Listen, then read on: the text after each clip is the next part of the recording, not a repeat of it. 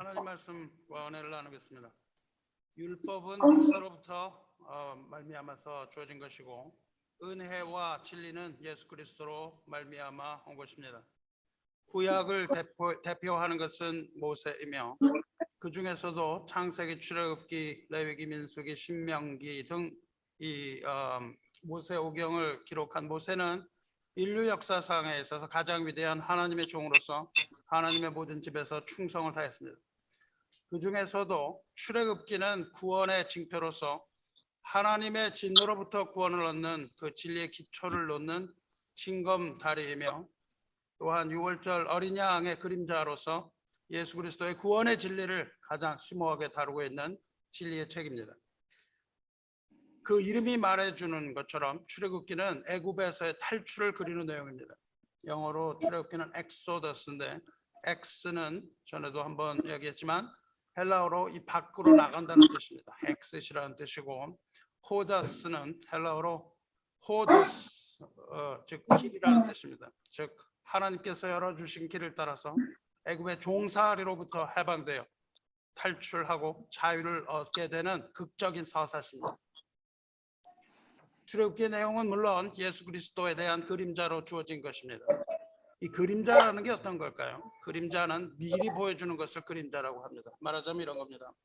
여러분이 땅에 기어다니는 개미가 있다고 생각을 해보세요. 개미는 사람을 볼 수가 없습니다. 그런데 사람이 개미 앞에 팔을 내딛는다고 생각을 해보시기 바랍니다. 개미 입장에서는 그 팔을 보기 전에 그림자를 먼저 봅니다. 그림자를 먼저 본 후에 그 그림자처럼 생긴 사람의 모습을, 발의 모습을 보게 되는 거죠. 어떤 일이 발생하기 전에 그 발생할 일과 같은 모습을 한 어떤 것을 보게 되는데 그것이 바로 그림자입니다. 그림자를 성경에서는 예표라는 말로도 많이 씁니다. 그러니까 모세는 그리스도의 그림자요, 그리스도의 예표이며 출애굽기에 나타나는 유월절 어린 양 역시 그리스도의 그림자요, 그리스도의 예표입니다. 그리고 출애굽 자체는 구원의 그림자입니다. 그런데 여러분 잘 생각해 보시기 바랍니다. 여러분이 아침에 오늘 집을 나섰습니다. 집을 나선 이유가 뭡니까? 집을 그냥 나가기 위해서 집을 나가는 사람이 있습니까? 집을 나가는 것이 목적은 아니죠. 집을 나가는 것이 목적이 아니라 어딘가 가기 위해서 집을 나서는 겁니다. 예를 들어서 오늘 여러분은 교회를 오기 위하여 집을 나선 게 아닙니까? 그러니까 집을 나선다는 것은 그 집을 나서는데 목적이 있는 것이 아니라 어딘가 갈 뿐만 아니라 거기에 목적지에 들어가기 위해서 여러분 집을 나선 겁니다. 하나님께서 이스라엘 백성의 손을 붙잡고 애굽에서 나오게 하신 이유가 무엇입니까? 출애굽이 하나님의 출애굽시킨 목적입니까? 절대 아니죠. 하나님이 그 사람들을 거기서 끌어내기 위하여 출애굽시키신 것이 아닙니다. 출애굽의 목적은 어디 있습니까? 출애굽의 목적은 가나안에 들어가게 하시기 위한 것이 아닙니까? 가나안에 들어가게 하기 위하여 하나님께서 그들을 애굽으로서 꺼내내신 것입니다. 그러니까 출애굽의 목적은 가나안 입성입니다. 여러분이 출애굽을 읽을 때 자꾸만 애굽에 초점을 맞추면은 하나님의 의도를 알 수가 없습니다. 물론 출애굽의 진정한 목적은 하나님을 경배하게 하기 위함이요, 하나님의 찬송을 부르게 하기 위함이라고 말씀하셨지만 그 여정, 출애굽의 여정에서의 목적은 젖과 꿀이 흐르는 땅 가나안의 입성입니다. 그리고 그 가나안 입성을 하나님께서는 안식이라고 부르셨습니다. 나의 안식에 들어가게 한다고 말씀하신 거예요. 그러니까 출애굽의 첫 목적은 출애굽 자체에 있는 것이 아니라 하나님 안에서 얻는 안식에 있습니다. 그런데 출애굽은 우리 구원의 그림자라고 했잖아요. 하나님께서 모세를 부르셔서 바로가 철권으로 통치하고 있는 그 애굽으로 보내셨습니다. 그리고 거기서 종살이하고 있는 백성들을 그 종살이의 고통과 괴로움에서부터 풀어주시고 그 땅에서 나오게 하셨습니다. 그와 마찬가지로 하나님께서는 그 아들 예수를 부르셔서 마귀가 권세를 잡고 있는 세상으로 보내셨고 결국 그 죄와 죽음의 사슬에서 신음하고 있는 하나님의 백성들의 그 굴레를 끊어내시고 죽음의 땅에서 나오시게 한 겁니다. 이게 그림자의 모습이에요. 그런데 여러분이 간과하지 말아야 되는 것은 여기서 출애굽의 진정한 목적은 애굽에 나와서 가나안 땅에 들어가게 하신 것이라는 것을 잊지 마셔야 하고, 하나님께서 우리를 죄와 사망의 땅에서 나오게 하신 것은 이 죽음의 땅을 떠나서 생명의 땅, 하나님의 천국에 들어가게 하시기 위함이라는 것을 우리는 절대 잊어서는 안 됩니다. 이것을 사도 바울은요, 아주 외로움 가운데 복음을 전했어요. 사도 바울 알아주는 사람도 별로 없었고 비난하는 사람이 훨씬 많았고요. 사도 바울은 수많은 환난과 고통을 겪었습니다. 그리고 모든 사람들이 다 그를 떠나갔어요. 그리고 그는 홀로 재판을 받습니다. 홀로를 재판을 받아서 지금 그 재판의 과정에 따라서 죽음에 처할 수도 있는 그 상황 아래서 사도 바울이 이렇게 고백합니다. 디모데후서 4장에서 이렇게 고백합니다. 내가 처음 변명할 때, 내가 그 재판 받을 때요, 처음 변명할 때에 나와 함께 한 자가 하나도 없고 하나를 버렸으나 그들에게 허물을 돌리지 않기를 원하노라. 주께서 내 곁에 서서 나에게 힘을 주심은 나로 말미암아 선포된 말씀이 복음이요 온전히 전파되어 모든 이방인이 듣게 하려 하심이니 내가 사자의 입에서 건짐을 받았느니라 말이에요. 처음 재판을 받을 때 하나님이 나를 구원하셨는데 그것은 나로 하여금 말씀을 전하게 하시는 것이라. 그래서 나를 사자의 입에서 하나님께서 건지셨다 이렇게 말해요. 그리고 주께서 나를 모든 악한 일에서 건져내시고 하나님의 복음을 맡은 자로서 하나님께서 모든 악한 자를 구원하기 위하여 나를 구원하셨는데 뭐라고 하냐면 또 그의 천국에 들어가도록 구원하시리니 이 말을 합니다. 그 복음을 전하는 가운데 그 모든 그 목적지가 어디냐면 천국이라는 걸 얘기해요. 그래서 그에게 영광이 세세 무궁토록 있을지어다 아멘 이렇게 얘기하면서 디모데에게 편지했습니다. 사랑하는 성도 여러분, 여러분도 사도 바울과 같이 외롭고 치열하고 이 고난이 많은 이 세상에 살아가는 동안에 여러 가지 일로 좌절하지 말고 마침내 함께 하시는 주님과 함께 사자의 입에서 건짐을 얻고 악한 일에서 건짐을 얻고 죄로부터 구원을 받고 죽음으로부터 건짐을 받으시기를 주님의 이름으로 축원합니다. 하지만 우리의 모든 그 어려움으로부터 우리가 구원을 받으면 무슨 소용이 있겠습니까? 그 문제를 우리가 해결하는 것이 도대체 우리에게 무슨 유익이 있겠습니까? 없었던 문제가 생겼는데 그것으로부터 우리가 그 문제가 없어지는 게 도대체 뭐가 그렇게 능사란 말이에요. 만일 우리가 하나님의 뜻을 따라서 천국에 들어가지 못한다면 이 세상에서 모든 삶과 우리의 신앙생활이 다 무슨 소용이 있겠습니까? 아무 소용이 없는 쓸데없는 짓들이 아니겠습니까? 만일 하나님의 나라와 천국에 들어갈 수 없다면 그보다 더한 비극은 없는 것이며 영원한 심판 아래서 모두가 다 실험하게 되는 겁니다. 반드시 천국에 들어가시기를 주님의 이름으로 축원합니다. 그런데 여러분, 그 위대한 모세는 실패했습니다. 모세가 자꾸 성공한 거로 이야기하면 안 됩니다. 모세는 완벽하게 실패했습니다. 왜냐하면 모세는 그 백성들을 가나안에 들어가게 하지도 못했을 뿐만 아니라 자기 자신도 가나안에 들어가지 못했기 때문입니다. 모세는 가나안에 들어가지 못합니다. 왜 모세와 이스라엘 백성이 가나안에 들어가지 못했을까요? 오늘 이 말씀을 나누는 것은 이와 같은 모세의 그림자를 우리가 반면 교사로 삼기 위함입니다. 이 말씀을 잘 새겨 들으시고 우리의 궁극적인 목표 천국을 더욱 사모하며 반드시 천국을 소유하시기를 주님의 이름으로 축원합니다. 이스라엘 백성은 좌우가 갈라지는 그 홍해, 그 장면을 보면서 그 갈라진 홍해를 뚫고 마른 땅과 같이 애굽에서 나옵니다. 그들이 가나안에 도착을 합니다. 금방 도착을 했어요. 거기에서 가나안 바로 앞에서요, 온 회중이 소리를 높여 부르짖습니다. 그리고 밤새도록 통곡을 합니다. 가나안 앞에서 통곡을 해요. 바로 가나안에 갔는데 가나안 앞에서 밤새도록 이 백성이 통곡을 합니다. 민수기 14장에 나오는 내용입니다. 왜 그들은 그렇게 밤을 새워서 통곡을 했을까요? 가나안 땅 근처에 바네스 바네아라는 곳에 다다랐습니다. 가네스 바네아를 여러분 들으셨습니다. 가네스 바네아에 도착을 했는데 그것이 바로 가나안이 보이는 곳이에요. 그러니까 출애굽을 하고 바로 들어갈 수 있어요. 그런데 가나안 땅에 도착하자마자 여러분이 아시는 것처럼 모세는 각 12지파 중에 한 사람씩 뽑아서 가나안 땅을 정탐하게 합니다. 12명의 정탐꾼을 보내서 가나안 땅을 정탐합니다. 그런데 가나안에 들어갔던 정탐꾼들은 두려움에 떨면서 돌아오죠. 그 땅은 과연 젖과 꿀이 흐르는 땅이라는 것을 확인합니다.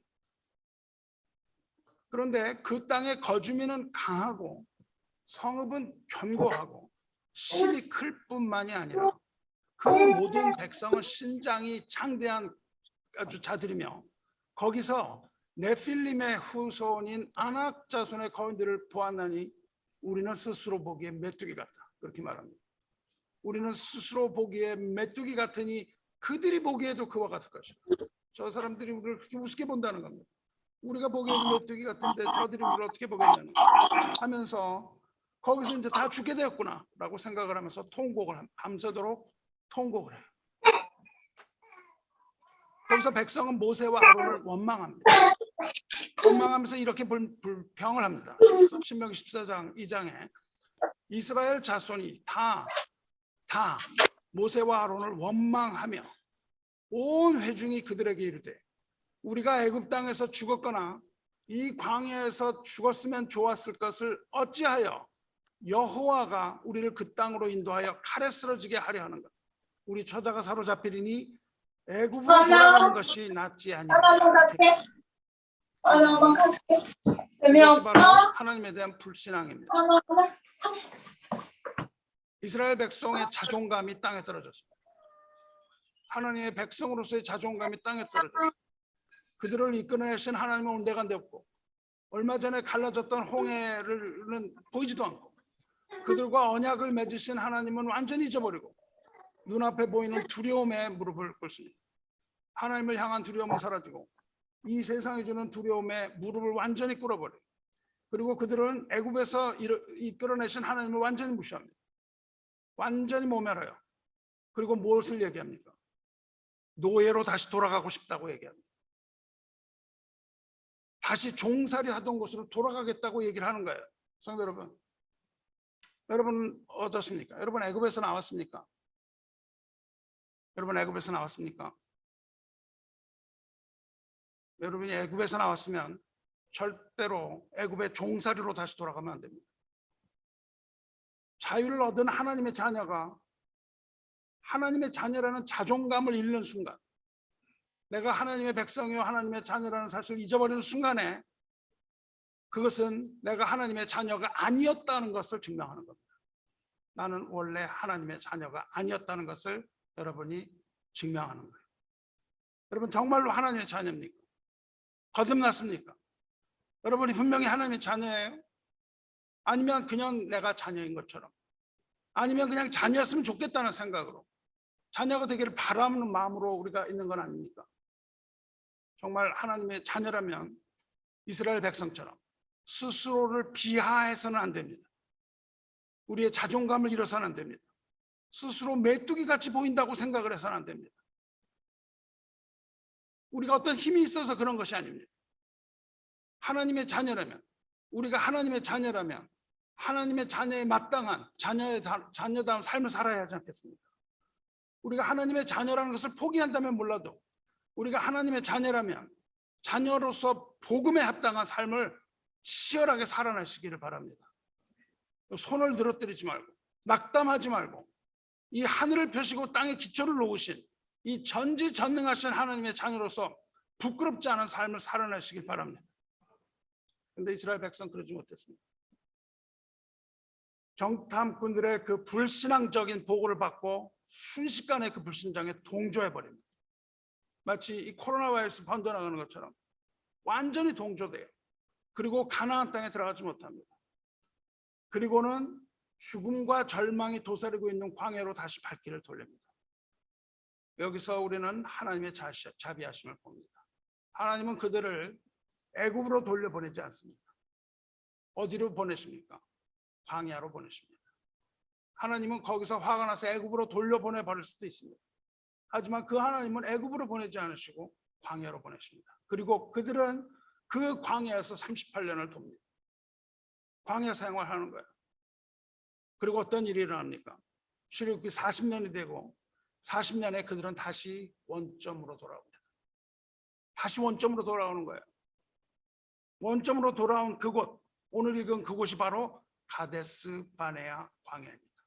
동일한 장소에 다시 서는 거예요. 그리고 오늘 읽은 민수기 20장의 내용이 바로 그것입니다. 20장 1절에 첫째 달에 이스라엘 자손 곧 온 회중이 신광야에 이르러 백성이 가데스에 이르더니 미리암이 거기서 죽음에 거기서 장사되니라. 첫째 달, 이것은 딱 40년 될 때, 정확하게 40년 되고 첫 번째 달, 그들은 신광야로 돌아옵니다. 신광야라는 것은 뭐 새로운 광야라는 뜻이 아니고요, Zin 데저트입니다. Zin이라는 이름을 가졌어요. 우리말로 신이라고 번역했어요. 신광야에 돌아와요. 신광야는요, 별명이 크고 두려운 광야입니다. 아주 무서운 곳이에요. 이 지역이 바로 30년 전 그 불신앙을 보였던 가데스 바네아입니다. 예수께서 제자들을 향하여 너희는 나를 누구라 하고 물으셨던 그 가이사라 빌립보, 그 지역이 바로 여기입니다. 예수님께서는 바로 그것을 상기하면서 가나안 땅에 들어가기 바로 전에 그들에게 던졌던 그 질문을 바로 그 제자들에게 던지고 있었던 것이죠. 성도 여러분,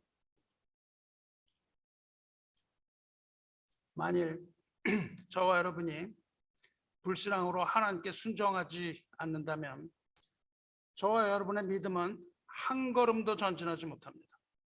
40년 동안 한 걸음도 전진하지 못하고 원점으로 돌아가는 겁니다. 우리의 신앙은요, 가나안에 들어가지 못하면요, 원점에서 맴도는 겁니다. 이들과 같이 불순종함으로 우리 신앙은 이 원점에서 이 다람쥐 쳇바퀴 도는 듯한 이런 신앙, 이런 걸 더 이상 갖지 마시고 담대하게 가나안에 들어갈 수 있는 성숙한 신앙 가지시기를 주님의 이름으로 축원합니다. 이스라엘 백성은 가데스 바네아에 와서 3, 4개월 머뭅니다. 왜 그럴까요? 왜냐하면 모세의 누나 미리암이 거기서 죽었기 때문입니다. 이 뭐 소설에서 복선을 깔듯이 여기 딱 들어오면서 미리암이 먼저 죽어요. 어릴 때 그 갈대 상자에서 동생을 갈대 상자에 넣어서 살려줬던 그 누나 미리암, 이 모세를 도와서 지도자가 되었던 미리암. 하지만 한때는 교만한 생각으로 아론을 충동질하고 하나님의 종 모세를 비방하다가 징계를 받았던 미리암. 모세는 이런 누나를 잃고 아마 큰 실망감과 허탈감 이런 걸 맛봤을지도 모릅니다. 가나안이 보이는 그 땅에서 누나가 죽어. 그 당시에 모세가 120세입니다. 그리고 모세가 태어났을 때 그 누나가 갈대 상자에 모세를 담아서 강물에 띄웠으니까 좋게 10살 정도 이상은 됐습니다. 더 나이가 차이가 나는 거예요. 그러니까 미리암은 이때 나이가 130세 이상은 좋게 됩니다. 이 나쁜 일이 계속 겹쳐서 불러오는 것 같아요. 이렇게 먼저 미리암이 죽고 가데스 바네아에서 사건이 발생합니다. 가데스 바네아는 오아시스입니다. 거기는 오아시스예요. 언제나 샘물이 많은 곳입니다. 당연히 먹을 물이 많았었는데 어쩐 일인지 샘과 물이 다 마른 겁니다. 물이 없으니까 백성들이 다시 모세와 아론에게 몰려든다고 번역을 했는데요.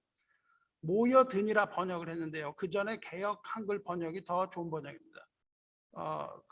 좀 잘 알아듣지 못하는 말로 번역해서 바꾼 것 같은데, 그 전에는 모세와 아론을 공박하니라 그렇게 되어 있습니다. 공박하는 것은 협박을 한다는 뜻이에요. 이 말 뜻, 이 모여드니라는 말은요, 사람들이 적의를 품고 반란을 하기 위해서 많은 사람들이 이렇게 몰려가는 그것을 모여든다는 단어입니다. 그러니까 공박하니라고 훨씬 맞는 거예요. 모세와 아론을 협박하기 위해서 모였습니다. 반란을 일으킬 뜻이 모세와 아들 아론에게 대들었다는 뜻입니다.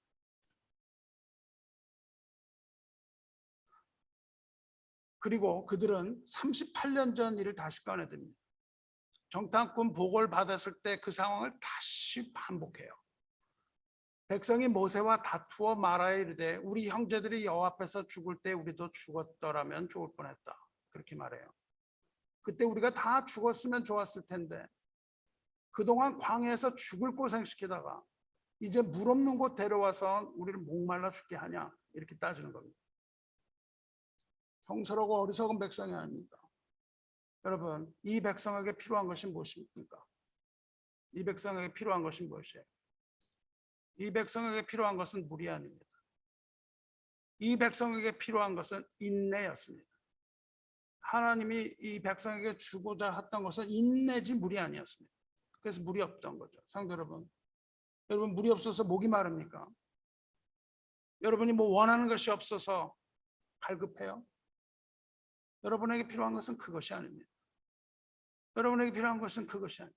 여러분에게 필요한 것은 물이 아닌 것을 기록하시기 바랍니다. 물이 없어서 이들처럼 불평을 하고 원망하고 하나님께 반역해서는 안 됩니다. 이들에게 필요한 것은 인내입니다.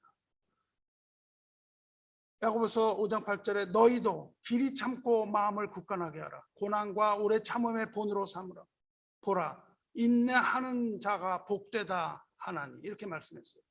이들에게 필요한 것은 인내이고 우리가 무엇을 필요로 할 때 우리에게 필요한 것은 인내입니다. 하나님을 믿고 오래 참고 인내하여서 복 있는 자의 승리를 얻으시기 바랍니다. 38년 전 했던 말 동일하게 해요. 너희가 어찌하여 여호와의 회중을 이 광야로 인도하여 우리와 우리 짐승이 다 여기서 죽게 하느냐? 너희가 어찌하여 우리를 애굽에서 나오게 하여 이 나쁜 곳으로 인도하였느냐? 이곳에는 파종할 것도 없고 무화과도 없고 포도도 없고 석류도 없고 마실 물도 없도다. 이제 다시 돌아가고자 하는 겁니다. 또 그 노예 생활로 다시 돌아가고자 하는 거예요. 참으로 노예와 자유인을 구별하지 못하는 백성이 아닙니다. 어리석은 발언입니다. 노예와 자유인을 구별하지 못합니다. 성도 여러분, 여러분은 노예 생활이 좋습니까? 노예 생활이 좋으세요? 세상이 여러분을 얽어매는 이 모든 노예제도, 돈으로 얽어매고요, 욕심의 유혹으로 얽어매고, 게으름의 달콤함으로 얽어매고, 죄와 쾌락의 즐거움으로 붙들어매는 이 세상에 속한 종살이가 그렇게도 좋습니까? 왜 자꾸 믿음을 버리고 세상으로 돌아가려고 우리는 발버둥을 치는 걸까요? 광야에서 생활은 힘들어도 자유인의 생활입니다. 이들의 불평은 노예와 자유인을 구별하지 못하는 어리석은 불평입니다. 자유가 주어졌는데 자꾸만 노예가 좋다는 겁니다. 이러한 불평은 우리를 깊은 절망의 나락에 던져놨습니다. 이 절망의 나락에 함몰되지 않도록 조심하시기 바랍니다. 말씀을 듣고 교회에 출석하지만 환난이나 박해가 일어날 때 넘어지는 자가 되지 말며 이 세상의 염려와 재물의 유혹에 말씀이 막혀서 결실하지 못하는 그 어리석은 자가 되지 마시기 바랍니다. 백성을 애굽에서 나오게 하신 것은 하나님의 전적인 권능입니다. 근데 이들은 지금 하나님이라고 얘기하지 않아요. 모세와 아론이 그들을 인도해냈다고 말합니다. 당신들이 우리를 인도해냈잖아, 그렇게 얘기를 합니다. 이런 불신앙은 따로 없습니다. 여러분 구원한 것은 누구입니까? 여러분 구원한 것은 목사입니까? 아니면 여러분에게 전도한 사람입니까? 누가 구원을 했어요? 혹시 여러분의 신앙생활에 힘든 게 생길 때 누구 다른 사람에게 여러분 불평하고 있지 않습니까?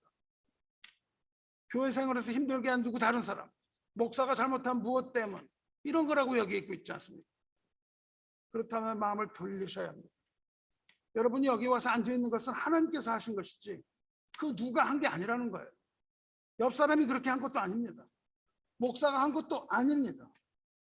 모세와 아론이 구원한 것이 아니고 오직 하나님께서 출애굽하게 하셨는데 지금 불평 누구에게 해요? 모세에게 하고 있습니다. 왜 당신이 우리를 그렇게 했냐? 38년 전에 우리 돌아가게 하지 왜 40년 동안 광야에서 그 고생을 시켰는가, 이 말 하잖아요. 이 모세에게 불평을 들어놓았는데 모세에게 불평을 늘어놓는 것은 누구에게 하는 겁니까? 모세에게 불평 늘어놓는 것은 그 뒤에서 일하고 계신 하나님께 불평하고 있는 것은 두말할 나위가 없습니다. 불평의 화살은 우리가 불평을 할 때요, 원망할 때 그것이 누구를 향하든 간에 궁극적으로 그 사람을 세우신 하나님을 향하고 있다는 사실을 알아야 합니다. 하나님 앞에 원망의 화살을 돌리지 마시기를 바랍니다. 이들 말합니다. 파종할 곳도 없어요. 씨 뿌릴 땅이 없다는 거예요. 무화과도 없고 포도도 없고 석류도 없고 마실 물도 없도다.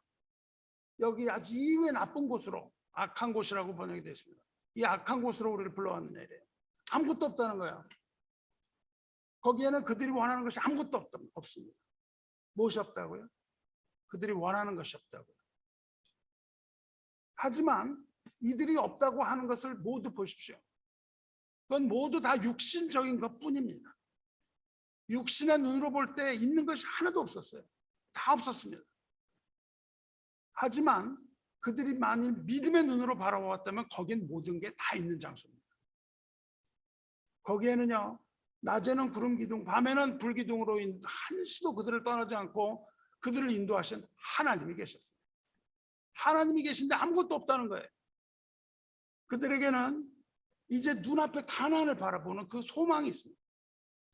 가나안에 곧 들어가게 되는 소망이 있었어요. 근데 아무것도 없다는 겁니다. 그들에게는요, 하나님의 이제 백성으로 살아갈, 하나님의 언약 가운데 하나님의 백성으로 살아갈 그 부푼 기대감, 믿음의 기대감, 이런 것이 있었는데 없다는 겁니다. 아무것도 없다는 거예요. 우리가 원하는 것이 없으면 아무것도 없다고 불평을 하는 거예요. 결국 이들의 말은 무엇입니까? 육신의 눈으로 바라본 세상에 불과한 겁니다. 그저 육신의 눈만을 뜬 거예요. 여러분과 저도 육신의 눈으로 본다면 아무것도 없습니다. 다 부족해요. 없는 것 투성입니다. 뭘 가지고 있습니다. 만족할 수가 없습니다. 하나님께서는 그렇지 않습니다.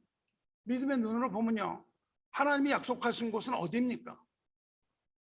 하나님께서는 젖과 꿀에는 가나안 땅을 약속하셨지, 이들이 생각하고 지금 불평하는 그 죽음의 땅, 하나님이 거기를 약속하셨습니까? 하나님이 그 땅에 들어가라고 하셨어요? 그렇지 않은 것이 분명한데도 이들은 지금 거기를 하나님이 가라고 하신 것처럼 이야기를 하는 거예요. 이것은 하나님의 약속을 믿지 않는 불신앙입니다. 하나님의 약속을 믿지 않는 거예요. 우리는 어떻습니까? 여러분, 뭔가 믿는다고 하면서 그렇게 될 거를 믿어요? 기대합니까? 우리가 그렇게 하나님이 약속하신 것을 기대하지 않고 현실에 머문다면, 이 현실을 바라본다면 그것이 바로 불신앙입니다. 더 이상 얻을 게 없는 겁니다. 하지만 우리가 우리의 영적인 눈을 떠서 우리의 주변을 바라보면 우리에게는 불평이 아니라 감사만이 존재하는 겁니다. 왜? 거기 하나님이 계시기 때문에 그렇습니다. 하나님이 계시면 그 모든 어떤 것도 우리를 어떻게 할 수가 없는 것이죠. 오직 하나님이 계신 것만을 바라봐야 되는 거예요. 왜냐하면 우리의 모든 것을 다 이끌어 가신 그 하나님의 권능의 손이 보이기 때문에, 그것이 안 보이면 아무것도 없는 거예요. 믿음의 눈을 뜨시기를 축원합니다. 믿음은 바라는 것들의 실상입니다. 그리고 보이지 않는 것들의 증거라고 말했어요. 믿음이란 하나님의 약속을 믿는 믿음이고, 소망이라는 것은 하나님의 약속이 반드시 이루어질 것이라는 팩트입니다. 하나님의 말씀을 우리의 삶 속에, 저와 여러분의 삶 속에 그대로 투사해서 그대로 우리가 따르는 것, 그것이 믿음이에요. 이러한 믿음 구하시길 바랍니다. 그렇게 백성이 겁박하니까 모세와 아론은 그 사람들을 떠납니다. 회중을 떠나서 회막 문 앞에 엎드립니다. 하나님의 존전에 나가는 겁니다. 하나님의 존전에 나가서 엎드립니다. 그러니까 하나님이 말씀하십니다. 이렇게 말씀하십니다.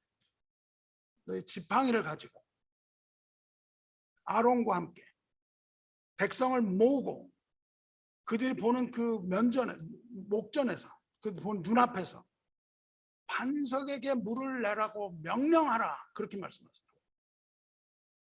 반석을 향하여 명령을 하면 반석이 문을 낼 것이다, 이렇게 말씀을 하십니다.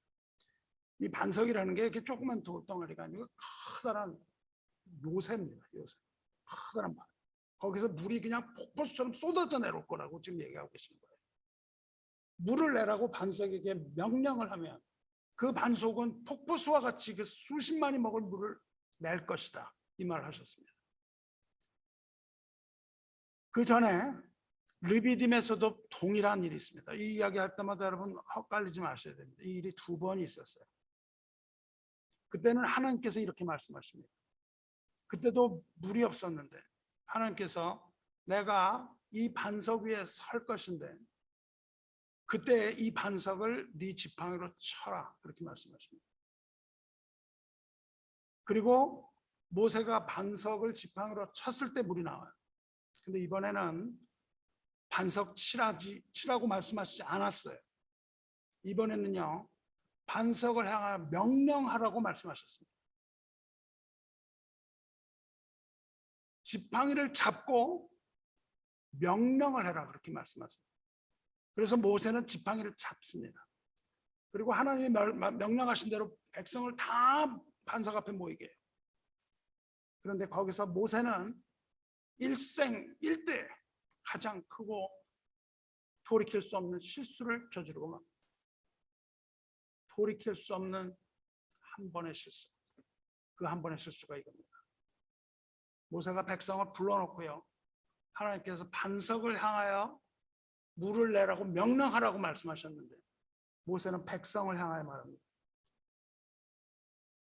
반역한 너희여 들으라, 이렇게 말합니다. 직역을 하면 이 반역자들아 들어라, 그 말입니다. 이 반역자들아 들어라. 지금 모세는 그 불평과 원망을 일삼은 백성을 향해서 극도의 분노를 폭발시키고 있습니다. 아주 격앙된 어조로 말하는 거예요. 그리고 이렇게 말합니다. 우리가 너희를 위하여 이 반석에서 물을 내려.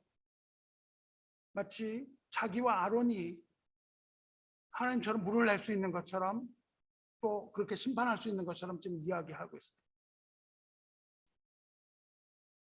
그 들고 있는 지팡이로 반석을 치면 물이 나올 거라고 생각을 합니다. 그리고 어떻게 합니까? 지팡이로 반석을 2번 갈깁니다. 그러니까 물이 나옵니다. 그런데 모세는 이 말과 백성 등을 향하여 그렇게 말한 것과 2번 반석을 친 것, 이 두 행동, 이 행동과 말 때문에 가나안에 들어가지 못하고 죽습니다. 아론도 마찬가지로 호르산에 올라가서 죽습니다. 출애굽을 인도했던 3사람이 다 광야에서 엎드러집니다. 참으로 허무한 결론이 아닙니까? 여러분, 출애굽기를 읽으시면 이 결론을 보아야 합니다.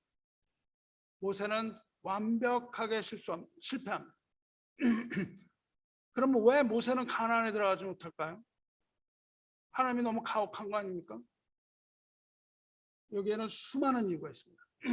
시간이 없어서 수많은 이유를 다 얘기하지 못합니다. 그 중에 몇 가지만 살펴보면 이렇습니다. 첫째로 자기가 물을 낼 수 있는 것처럼 말한 것, 그것이 첫 번째 이유가 될 수 있습니다. 근데 우리가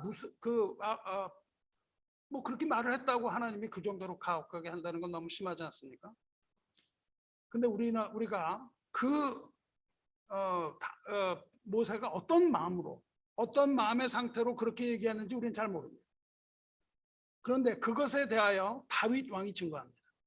시편 106편에서 다윗 왕은 이때 모세가 하나님 앞에서 망령된 말을 했다고 이야기해요. 그러니까 그 모세가 한 말은 하나님 앞에서 망령된 말이었던 것을 알 수 있습니다.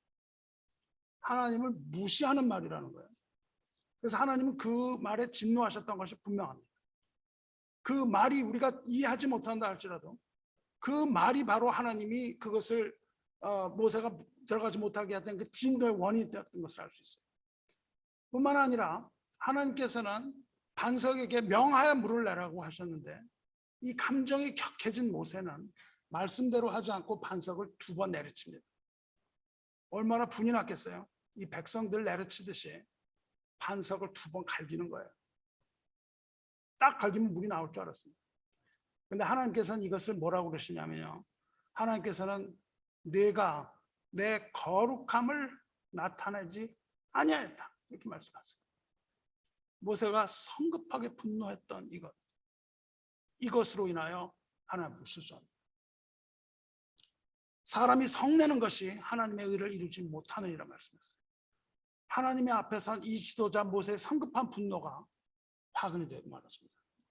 그때 모세는 반석을 때리지 말고 말씀으로 명령을 했어야 됩니다.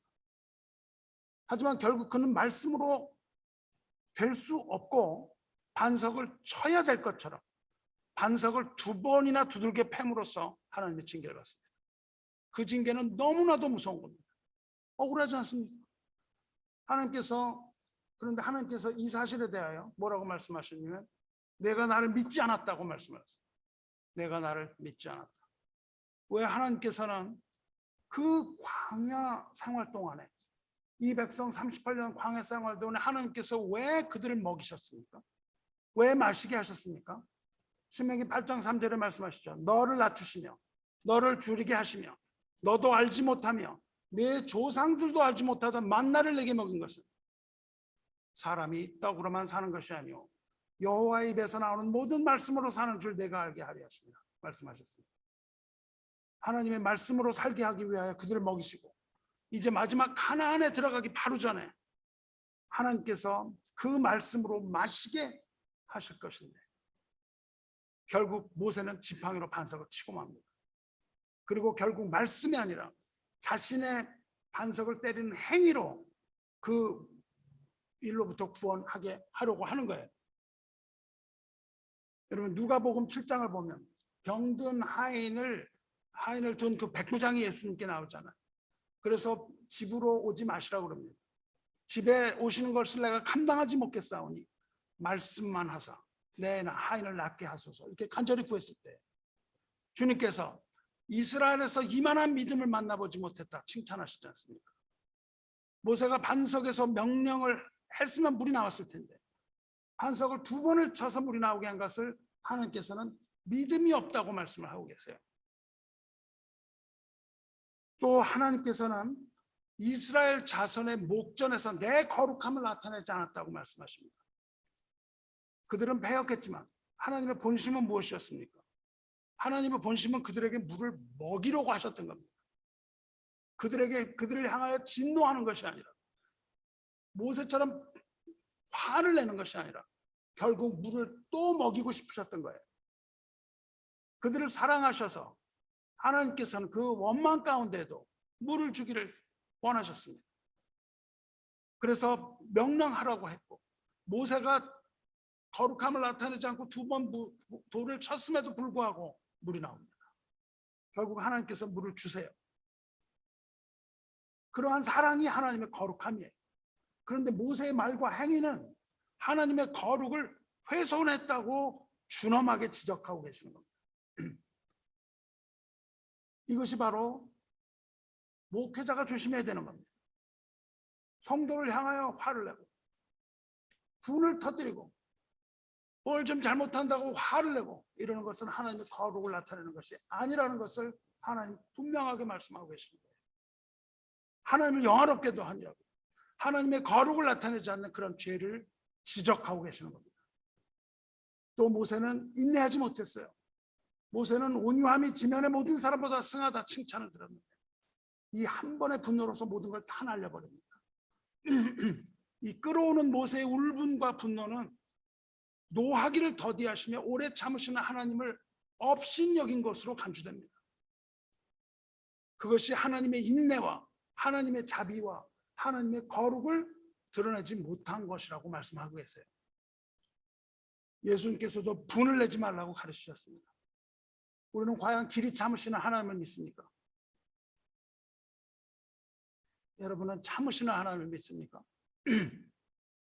아무도 비방하지 말며 다투지 말며 관용하며 범사의 온유함을 모든 사람에게 나타날 것을 기억하라고 말했습니다.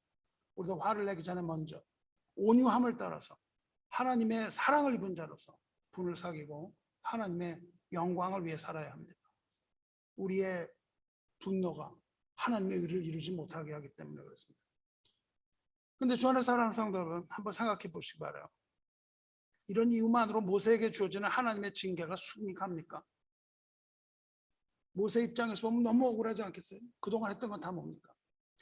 여러분, 사람에게 말이죠, 99번 잘해주잖아요. 한 번 좀 기분 나쁜 말 하잖아요. 관계가 완전히 깨집니다. 그전에 했던 건 하나도 기억이 나지 않는 거예요. 한 번 잘못하면요 깨지는 거예요. 여러분이 인내할 때 얼마나 인내해야 됩니까? 끝까지 인내해야 됩니다. 한 번의 실수는 모든 것을 돌이킬 수 없는 거예요. 한 번의 실수, 이것은 결코 그냥 간과해서는 안 되는 겁니다. 한 번의 실수도 중요할 수 있습니다.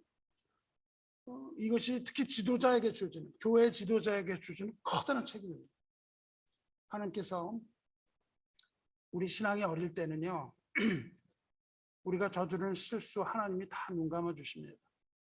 여러분, 자녀가요 2살짜리 3살짜리가 똥을 싸면 어떡합니까? 부모가 어떻게 해요? 뭐 2살은 좀 뭐하고 어리네, 더 어리네. 기저귀에 똥을 싸면 부모가 너무 좋아해요. 야, 똥을 쌌네.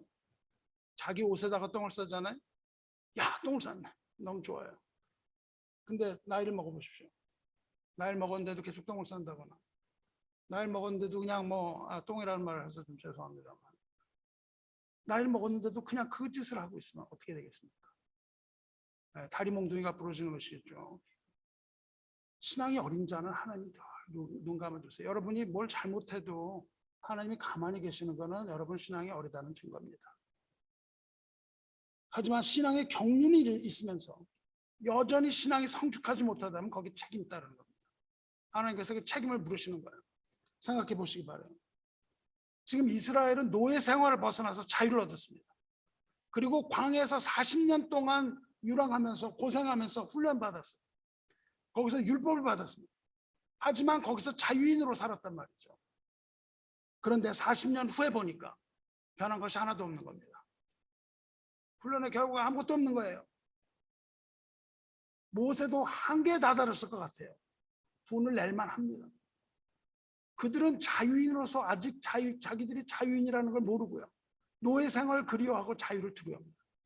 여러분, 쇼생크 리뎀션 영화 아세요? 쇼생크 리뎀션. 쇼생크는 그 애굽의 왕조의 이름입니다. 리뎀션은 구원이란 뜻이에요. 애굽 왕조의 구원이란 뜻입니다. 그 쇼생크 리뎀션에서 감옥에 있던 사람이 나가서 자살합니다. 왜 그럴까요? 견디지 못하는 겁니다. 자유를 견디지 못해요. 감옥에 있을 때 내가 그냥 시키는 대로만 하면 살았어요. 나가서 그 자유를 누리지 못하고 자살을 합니다. 여러분, 우리에게 자유가 주어지면요 그것을 견디지 못하고 죽는 거예요. 그래서 이 백성들이 노예로 다시 돌아가겠다는 겁니다. 걱정이 없는 거예요. 노예로 산다는 것은 괴롭지만 걱정이 없는 삶이라는 겁니다. 그저 시키는 대로만 하면 되는 겁니다. 그냥 좀 굴욕적으로 살면 돼요. 그렇지만 자유인은 어떻습니까? 자유인에게는 책임이 따라요. 자유는 권리입니다. 하지만 거기엔 책임이 따르는 거예요. 백성들은 그렇게 해서는 안 됐던 겁니다.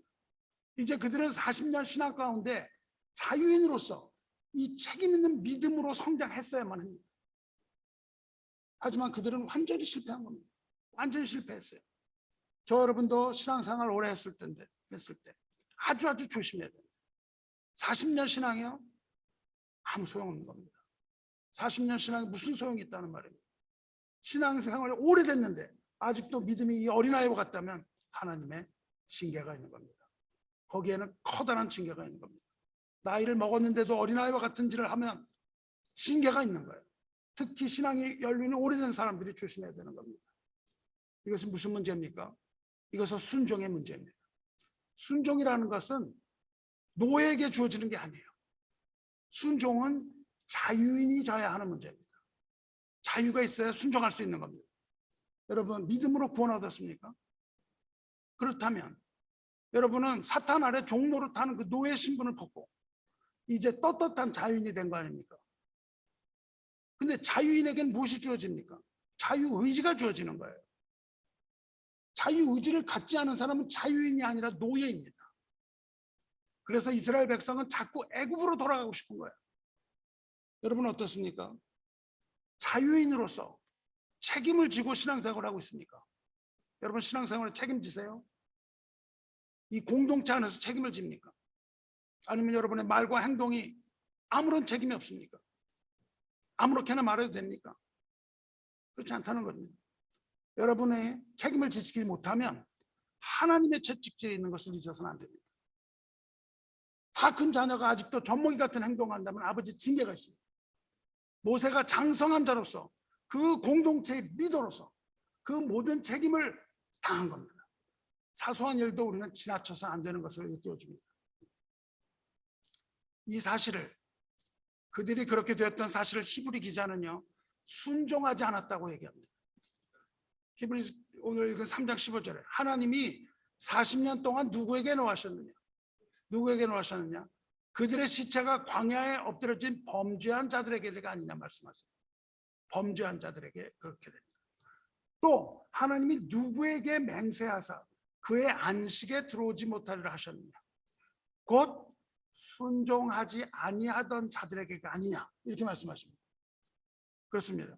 그들은 순종하지 않았던 까닭에 가나안에 들어가지 못합니다. 모세, 아론, 미리암, 오직 여호수아 갈렙 두 사람 빼고 모든 백성, 거기 있던 모든 백성, 수십만의 백성이 다 광야에서 엎드려집니다. 하나님은 눈 하나 깜짝하지 않습니다. 그 모든 자가 다 백성의 광야에 엎드려졌어요. 여러분, 순종은 뭡니까? 억지로 하는 게 아니잖아요. 자유의지 없는 순종은 노예일 뿐이잖아요. 순종이란 내가 어떤 것을 가지고 자발적으로 해야 되는 거 아니겠습니까? 교회 일을 누가 시켜서 합니까? 자발적으로 하셔야 되는 거 아닙니까? 순종이라는 것은 자발적으로 하는 겁니다. 이 백성이 애굽에서 나올 때 하나님께서 뭘 하라고 하신 게 있습니까? 애굽에서 나올 때 하라고 하신 게 하나도 없습니다. 무엇으로 나왔습니까? 오직 유월절 어린 양의 피를 믿는 믿음으로 나왔습니다. 모든 걸 다 하나님이 하셨다고요. 애굽에서 나올 때 모든 일 다 하나님이 하셨습니다. 백성이 한 일은 하나도 없었고 하나님이 요구하신 것도 하나도 없습니다. 그렇지만 가나안에 들어가는 건 다른 문제입니다. 가나안에 들어가기 위해 필요한 건 순종입니다. 이것을 여러분 잊지 말아야 합니다. 순종의 다른 말은 무엇입니까? 행함입니다. 행함이라는 것은 믿음과 반대되는 개념으로 자꾸 사용하죠. 그래서 행함과 믿음의 혼동이 많습니다. 현대 교회에서 이것을 굉장히 혼동돼서 가르치기 때문에 문제가 있습니다. 구원은요, 온전하게 믿음으로 받는 거예요. 율법의 행위가 아니라 오직 그리스도를 믿는 믿음으로 구원을 얻습니다. 애굽에서 나오는 거예요. 하지만 믿음으로 구원을 받았다면, 우리가 구원받은 자라면 반드시 거기에 해당되는 행함이 따라온다는 겁니다. 믿음 받고 행함이 없는 거, 그런 건 없다는 거예요. 출애굽에서 하나님께서 백성에게 아무것도 요구하지 않으셨는데 광야에서는 하나님이 율법을 요구하십니다. 그리고 많은 행함을 요구하셨어요. 하나님께서는 그 광야에서 수많은 백성들의 수많은 것들 다 용서하고 다 들어주셨습니다. 하지만 가나안에 들어가는 문제에 있어서는 아주 단호하십니다. 온전한 순종을 요구하세요. 행함이 있어야 된다는 겁니다. 여러분, 잘 들으셔야 됩니다. 잘못 들으면 안 됩니다. 잘 들어야 돼요. 여러분은 믿음으로 구원받았다 그랬습니까? 한 일 하나도 없이, 우리 공로 하나도 없이 구원받았죠. 그렇다면 이제 우리는 광야에서 하나님의 뜻에 순종하여 행함으로 그 믿음을 증명해 보여야 합니다. 왜냐하면 그것은 믿음으로 구원자가 가진 것이기 때문에 그래요. 행함이 없는 믿음은 그 자체가 죽음의 믿음입니다.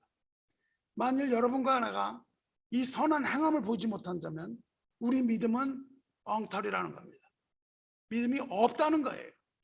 믿음이 있으면 그런 행위가 없을 수가 없다는 겁니다. 그 행위로서 구원받지 못합니다. 하지만 믿음으로 구원받은 자에게는 그 행함이 반드시 존재한다는 거예요. 만일 우리가 그것을 증명하지 못한다면 우리 믿음은 가짜 믿음이고 허울 좋은 껍데기에 불과한 것이고 그저 우리는 믿은 척하고 교회 다니면서 종교 생활한 겁니다. 처음부터 구원은 없었다는 뜻이죠. 행함이 없는 믿음이라는 것은 결코 존재하지 않습니다. 사랑이 없는 믿음, 소망, 이런 것도 존재하지 않습니다. 사랑이 없는데 무슨 믿음이 있고 무슨 소망이 있다는 거예요. 믿음은 반드시 소망과 사랑을 동반하는 거예요. 믿음이 있기 때문에 소망이 있는 것이고, 소망이 있는 가운데 사랑이 나타나는 겁니다. 그래서 사랑은 행함으로 나타나는 겁니다. 사랑은 어떤 관념이 아니에요. 행함으로 나타나는 겁니다. 사랑이 없는 믿음이라는 거 존재하지 않는 겁니다. 그래서 히브리서는 결론을 내리죠. 그들이 순종하지 않았기 때문이라고 그러고 한 줄을 딱 붙입니다. 뭐라 그래요? 그들이 순종하지 않은 것은 믿음이 없기 때문이다. 그렇게 말씀합니다. 3장 18절에 이렇게 했죠. 하나님이 누구에게 맹세하사 그의 안식에 들어오지 못하리라 하셨느냐? 곧 순종하지 아니하던 자들에게가 아니냐? 이로보건대 그들이 믿지 아니함으로 능히 들어가지 못한 것이라. 그렇게 말합니다. 믿지 않았기 때문에 순종함이 없었고, 순종하지 않았다는 것은 믿음을 증명하지 못했다는 거예요. 그래서 그들은 가나안에 들어가지 못합니다. 성도 여러분, 우리는 믿음으로 구원 얻습니다. 하지만 구원을 얻은 자는 그리스도 안에서 자유인입니다. 우리는 자유인이 된 거예요. 그리고 자유인이 되면 하나님의 자녀입니다. 그리고 하나님의 자녀는 광야에서 훈련을 받는 것이고, 그 자유를 따라서 하나님의 집으로 가는 겁니다. 하나님은 우리를 인도하셔서 자유인을 하나님의 집으로 인도하시는 거예요. 이것이 그리스도 안에서 얻는 자유의 개념이에요. 행함이 없는 믿음은 없습니다. 순종함으로 믿음을 증명하시기 바라요. 하나님의 말씀으로 반석에서 물이 나오는 것을 믿으시기 바랍니다. 여러분, 이제 우리는 가나안에 거의 다 왔습니다. 여러분, 어디쯤 계세요? 어디, 광야 어디쯤 계십니까? 우리는 가데스 바냐에 있던 겁니다. 거의 다 왔어요. 천국이 저희 보이지 않습니다. 요단강을 건너 보입니다. 그런데 우리가 이제 다시 가데스 바냐 그 신광야에서 물이 없어서 원망하고 불평하는 이 불신앙을 가졌어야 되겠습니까? 이제 더 이상 젖먹이가 아니라 성숙한 신앙을 가져야 합니다. 이제 주님 오실 날 얼마 남지 않았습니다. 주님이 오신다는 말은 우리가 가나안에서, 가나안 강 건너에서, 요단 건너에서 가나안을 바라보고 있다는 거예요. 천국을 바라보고 있는 겁니다. 여러분, 이 마지막에는요, 참으로 여러분 힘든 신앙생활을 할 겁니다. 더 이상 그냥 편안한 데 앉아서 이러고 있는 게 아니에요. 여러분을 숟가락으로 이렇게 말씀 떠먹여주는 여러분 목사가 얼마나 오랫동안 여러분 곁에 있겠습니까? 이제 곧 여러분은 그러한 자들을 다 잃어버린다는 거예요.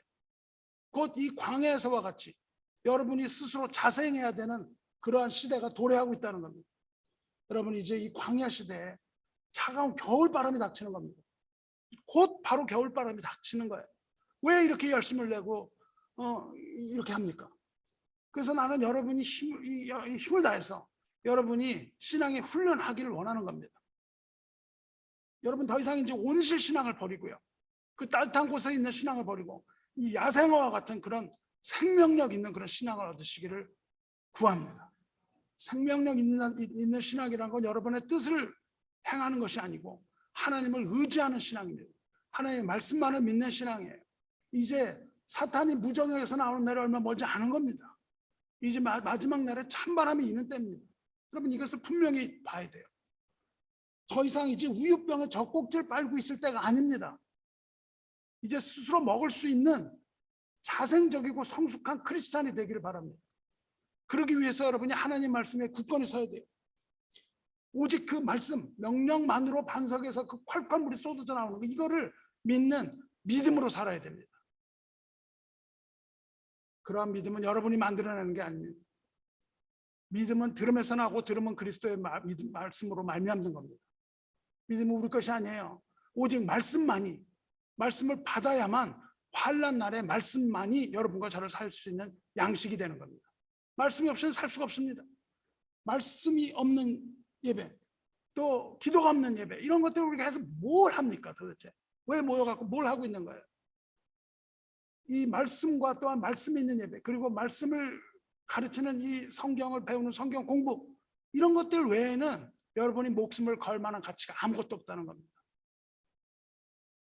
어떻게 교회의 목숨을 거느냐? 내가 삶이 있는데 그렇게 말씀할지도 모릅니다. 하지만 여러분 아는 것처럼 나도 사회생활 오래 한 사람입니다. 무슨 말 하는 건지 다 압니다. 하지만은 말씀에는 그만한 가치가 있습니다. 하루 종일 교회에서 살라는 그런 말이 아닙니다. 하지만 말씀의 강, 은혜의 강가에 여러분이 푹 빠져야만 이 환란에 불이 붙었을 때 여러분 타 죽지 않고 살 수 있는 겁니다. 죽느냐 사느냐의 문제라는 거예요. 이것을 여러분 잊지 말아야 합니다. 여러분이 볼 때, 내가 볼 때 여러분이 힘든 삶을 사는 거 안타깝습니다. 하지만 그것을 거기에 나가라고 얘기해서는 안 되는 겁니다. 하나님의 말씀 안으로 들어오시기 바라요. 이걸 꼭 새겨 들으시기 바라요. 그런 날이 멀지 않았습니다. 저에게 있어서 지난주는 아주 우울하고 슬픈 주간이었습니다. 지난 주일이 부활절이었고 그 전에 사순절이 있지 않았습니까? 40일 동안. 그리고 여러분에게 사순절 노트를 하나씩 나눠주고 말씀 묵상 노트를 지난주에 제출하라고 그랬습니다. 그리고 몇 명이 제출했을 것 같습니까? 도대체 몇 명? 손을 드시라고 할까요? 딱 3사람 제출했습니다. 믿어지지가 않았습니다. 사순절에 3주 전에 노트를 주문하고 기도하고 그 노트를 나눠주고 매일매일 묵상의 말씀을 쓰고 매 주일마다 광고 시간을 통해서 노트 작성하라고 격려하고 그 말씀을 묵상하기 바랐는데 돌아온 것은 3권의 노트입니다. 이제 이게 바로 우리 교회 수준인가? 우리 교회 수준이 이것입니까? 여러분, 교회 수준이 3권의 노트가 말해주는 겁니까? 아직도 내가 벽에 대고 얘기를 하고 있구나. 자괴감이 들었습니다. 이 마지막 시대를 살아가는 교회 모습이 이렇구나. 전혀 보질 못하는구나. 이런 생각이 들었습니다. 성도 여러분, 과민한 생각이라고 여러분 생각하실지 모릅니다. 뭐 꼭 그런 걸 해야 돼? 내가 말씀을 믿고 말씀을 읽고 하면 되는 것이지. 뭐 꼭 그런 걸 작성을 해야 되나? 하지만 3이라는 숫자가 말해줍니다. 3이라는 숫자가 말해줘요. 물론 이해를 합니다. 쑥스러워서 못하는 거 있어요. 표면적습니다. 또 뭐 너무 말씀이 어려워요. 대부분의 사람은 게으른 겁니다. 여러분, 제가 전에 말했죠. 바쁨이라는 것은 있을 수 없습니다. 여러분이 바쁜 생활 아닙니다. 이거 하느라고 바쁘다고요? 천만에요. 하지 말아야 할 거 하느라고 바쁩니다. 그 다음에 해서는 안 되는 거 하느라고 바쁘죠. 해야 되는 거 하느라고 바쁩니까? 아닙니다. 절대 그렇지 않아요. 바쁘다는 것은 아닙니다. 뭐 대수롭지 않게 여길 수 있습니다. 뭐 그럴 수 있습니다. 하지만 3권의 노트는 내 눈에 눈물을 흐르게 했습니다. 이 정도의 순종도 없다면 앞으로 이 공동체가 어떻게 겨울을 맞을 것이며 이 공동체가 어떻게 영적인 전투를 벌일 수 있겠는가. 그리고 화도 좀 났습니다. 하지만 화는 곧 풀고 회개했습니다. 왜냐하면 본문이 그렇게 말씀해 주고 계시기 때문에 그렇습니다. 본문이 모세의 성냄에 관하여 말씀하고 계시기 때문에 그렇습니다. 이 성냄이 하나님의 의를 이루지 못한 것을 분명하게 말씀하고 계시기 때문에 그렇습니다. 아직 내지 못한 분 억울합니다. 내가 한 주 늦게 안 가져 지난주에 안 냈는데 억울하다. 그런 분은 오늘 내시기 바랍니다. 만약 여러분 중에 다시 한번 도전해 보고 싶으신 분이 있다면 다시 한번 보려고 합니다. 다시 하고자 하는 분은 이렇게 하시기 바랍니다.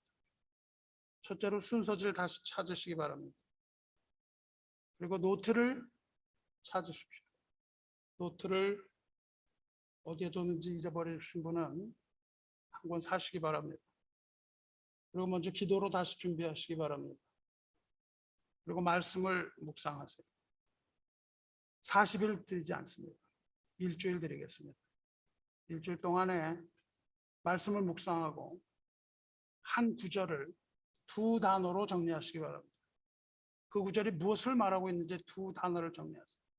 이게 성경을 읽어가는 방법입니다.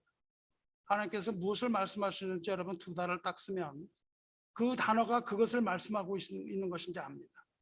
깊이 묵상해야 됩니다. 그냥 아무거나 쓰는 게 아니고 2단어를 쓰고 묵상을 하세요. 그러면 이것이 그 말씀을 하는 것인지 확인이 돼요. 만약에 그것이 아니면 지우세요. 그리고 다시 쓰십시오. 그래서 두 단어를 골라내는 겁니다. 그리고 확인을 하세요. 그 구절이 또는 그 내용이 그 두 단어로 요약이 되면 그 두 단어를 노트에 적용하세요. 그리고 혹시 성령이 함께 하시면 더 묵상이 되면 길이에 상관없이 묵상의 내용을 적는 겁니다. 그 구절이 말하는 것이 아니라 여러분의 생각을 적으라는 거예요. 여러분의 생각을 적으시고요. 일주일을 드리겠습니다. 만약 일주일 후에도 동일한 반응이면 제가 이것이 그 결과라고 인정하고 받아들이겠습니다. 앞에서 돌아본 대로 모세는 잠깐의 실수, 딱 한 번의 실수로 약속의 땅에 들어가지 못하는 엄청난 결과를 저질렀습니다.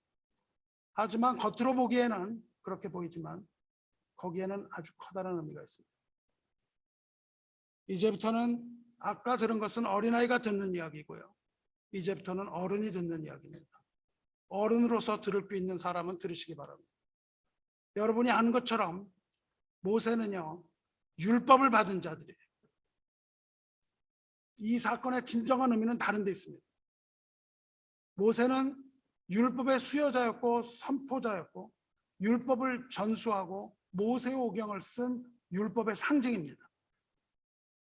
그러한 그가 광야에서 죽었습니다. 무엇을 말합니까? 무엇을 말해요? 모세가 죽었다는 것이 무엇을 말합니까? 율법으로는 결코 하나님의 천국인 상징인 가나안에 들어갈 수 없음을 보여주고 있습니다. 모세 자신도 그 율법으로 가나안에 들어가지 못했어요.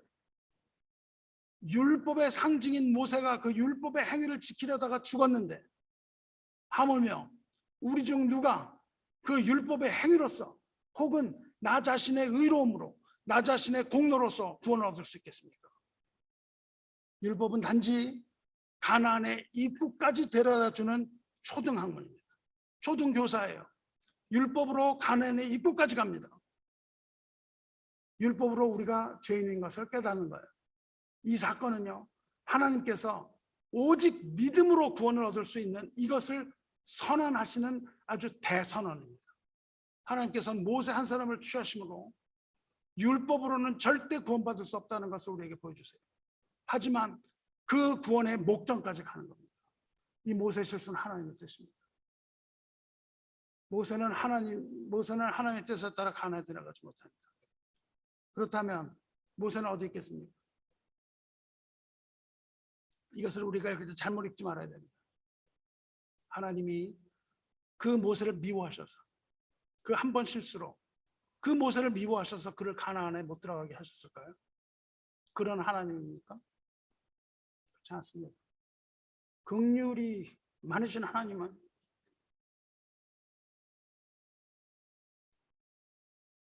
모세를 느보산에 데려가십시오. 느보산이 어디입니까? 느보산은 가나안을 다 눈앞에 보이는 산이에요. 자비의 하나님은 긍휼이 많으신 하나님, 모세에게 그렇게 매질을 하셨지만 그 긍휼이 많으신 하나님은 가나안이 그 바로 앞에 보이는 그 느보산까지 갈 수 있는 자비를 베푸신 하나님입니다. 우리가 비록 하나님의 말씀에 순종하지 못한다 할지라도 하나님께서는 결코 우리를 버리지 않으시고 우리를 징계하시되 우리의 쌓인 그 메인 상처를 하나님 돌아보시는 하나님입니다. 하나님을 여기서 그렇게 봐서는 안 됩니다. 하나님 그 모세에게 그러한 자비를 베푸셨지만 공의의 하나님은 그로 하여금 가나안에 들어가지 못하게 하십니다. 하지만 느보산으로 그를 안내하십니다. 그리고 변화산에서 엘리야와 욥과 함께 예수님 앞에 나타나게 하십니다. 여러분, 비록 그는 가나안에 들어가지 못하지만 하나님의 은혜로 영광의 자리에 오릅니다. 하나님의 종을 하나님께서는 그런 식으로 대하시는 하나님이 절대 아니라는 겁니다. 하지만 하나님의 공의는 그것을 인정하지 못하십니다. 마찬가지로 하나님께서는 그를 믿는 모든 이에게 율법으로는 죄인임을 깨달아서 그리스도를 의지하게 하시는 겁니다. 여러분에게 율법을 주시는 이유는 바로 그런 거예요. 그리고 율법을 지켜야 하는 겁니다. 마침내 그리고 그리스도의 은혜를 통해서 구원의 영광에 참여하게 하심을 믿으시기 바랍니다. 그렇다면 다른 사람들은 어떻게 되었겠습니까? 여러분, 미리암은 어떻게 되었겠어요? 아론은 어떻게 되었겠습니까? 그리고 거기서 엎드려진 그 백성들 다 어떻게 됐겠습니까? 미리암과 아론과 또 그 조그마한 믿음을 가지고 있던 그 백성들 다 어떻게 됐어요? 그들 또한 천국에 들어갈 것을 믿습니다. 히브리서가 증거합니다.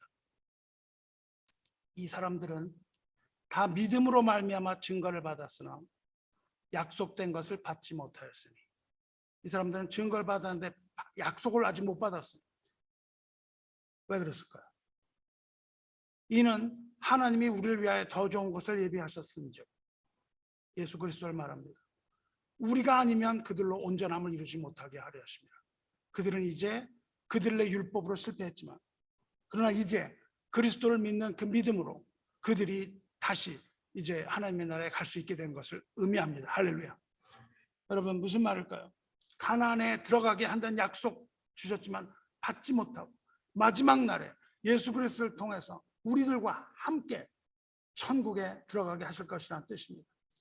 이 사건은 하나님 나라의 백성을 원망하지 말아야 하며, 또한 그 지도자는 혈기와 욕심에 사로잡혀서 안 된다는 진리도 우리에게 보여주십니다. 하지만 이것은, 우리는 이것보다도 더 우리가 여기서 보아야 하는 그림은요, 하나님께서는 인간의 어떠함에 상관하지 않으신다는 겁니다. 인간의 어떠함에 상관하지 아니하시고 주권을 가지신 하나님께서는 그 약속하신 그 하나님의 언약을 하나님의 뜻에 따라서 성실하게 이루어 가신다는 사실도 우리에게 보여주는 겁니다. 여호와께서 그들 중에서 거룩함을 나타내셨더라. 이 모든 중에서요, 하나님은 그 중에서 거룩하심을 나타내는 거예요. 우리들의 완악함이 하나님의 구원의 경륜을 멈출 수가 없다는 겁니다. 하나님께서 정하신 일을 하나님께서는 해나가신다는 거예요. 모세는 결국 지도자로서 마지막 한 번 진노함으로 가나안 입성을 거부당합니다. 물론 그가 인도했던 백성들도 안식에 들어가지 못합니다. 그럼 이게 누구 책임일까요, 여러분? 모세의 책임입니까? 백성들이 들어가지 못한 게 모세의 책임이에요? 다윗은 시편 106편에서 이렇게 말합니다. 이 사건을 다윗이 이야기해요. 모세가 그의 입술로 망령되이 말했다, 그렇게 말합니다. 결국 모세는 말과 행동에 책임을 져야 했다는 뜻이에요. 그런데 우리는 여기서 모세에게 돌을 던져서는 안 됩니다. 인간은 모두 실수할 수밖에 없습니다. 아브라함도 실수했습니다. 노아도 실수했습니다. 다윗도 베드로도 다 실수했습니다. 모세도 역시 실수했는데 누구에게 그 책임이 있습니까? 다윗이 시편 106편을 통해 말합니다. 그 근본 책임은 원망한 백성에게 있다, 그렇게 말합니다.